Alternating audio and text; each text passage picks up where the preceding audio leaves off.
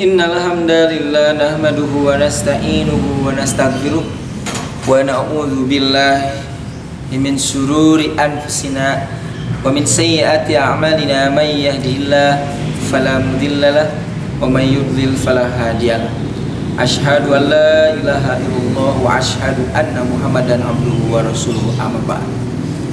Baik, kita lanjutkan sarah hadis daripada hadis kullu mauludin yuladu 'alal fitrah. Di video sebelumnya itu menjelaskan berkaitan dengan apa sih yang ada dalam hadis ini. Nah, saya jelaskan dulu ya, bayangan pembahasan dari video sebelumnya itu adalah bahwasanya hadis ini menjadi perhatian bagi para ilmu fikir, para ahli ilmu dalam bidang sosial, filosofi, demikian pula orang-orang yang senantiasa berpikir. Dari segi apa? Nah, banyak pertanyaan dari hadis ini. Apakah agama merupakan fitrah daripada manusia, atau apakah kebaikan atau keburukan yang merupakan pokok yang ada pada manusia gitu. Nah, saat ini ya akan dijelaskan kembali apa sih yang dimaksud dengan pokok yang ada pada manusia. Nah, di sini disebutkan wa hadzal aslul ladzi arsada ilaihi rasulul karim.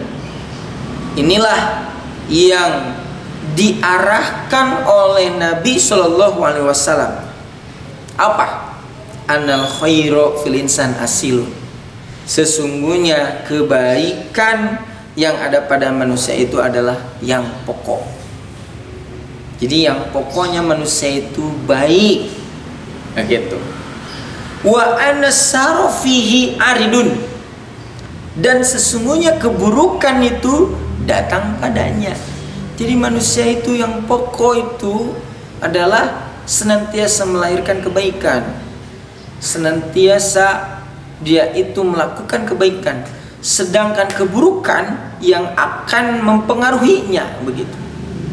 Makanya sebetulnya tugas kita gitu untuk menjaga keturunan-keturunan kita itu, bisa jadi keturunan secara nasab atau keturunan secara akidah. Maksudnya apa? Misalkan para santri tinggal dihindari perkara-perkara yang akan merusak kebaikan itu. Jadi ketika manusia sudah diberi bekal, sudah diberi yang pokoknya adalah kebaikan, maka tugas kita menjaga kebaikan ini. Bagaimana caranya? Menjauhkan perkara-perkara yang dapat merusak daripada kebaikan yang telah menjadi dasar daripada manusia.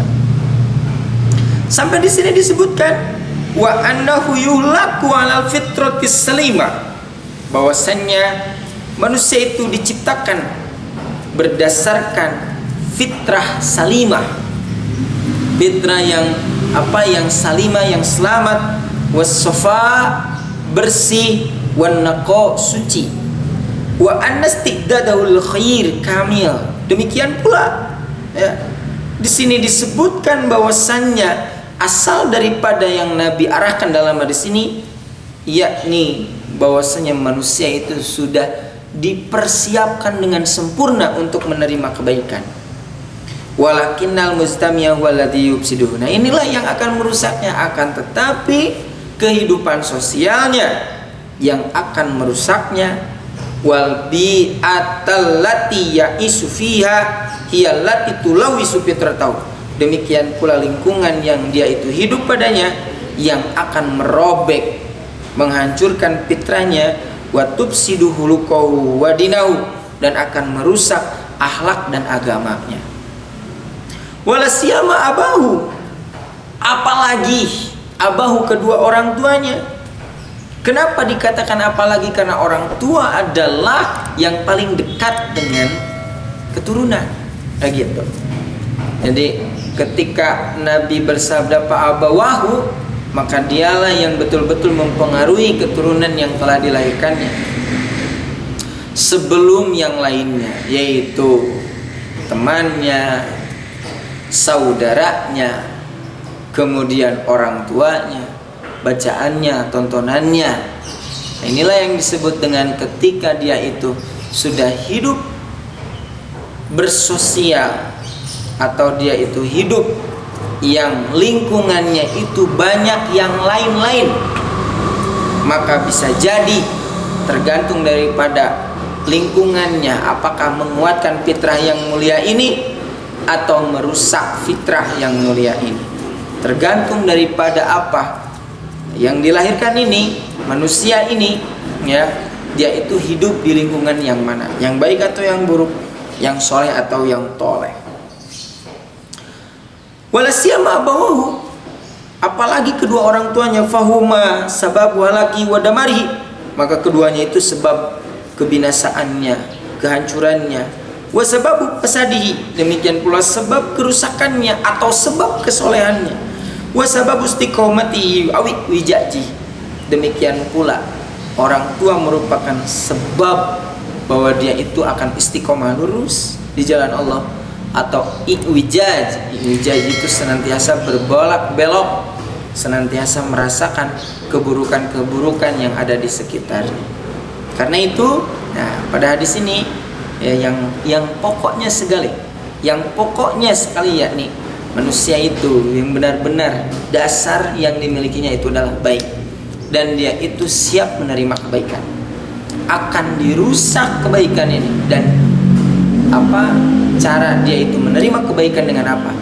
Dengan hidup bersosial, demikian pula dengan lingkungan yang merusaknya. Tentu saja yang disebutkan dalam hadis ini adalah yang lebih utama adalah orang tuanya.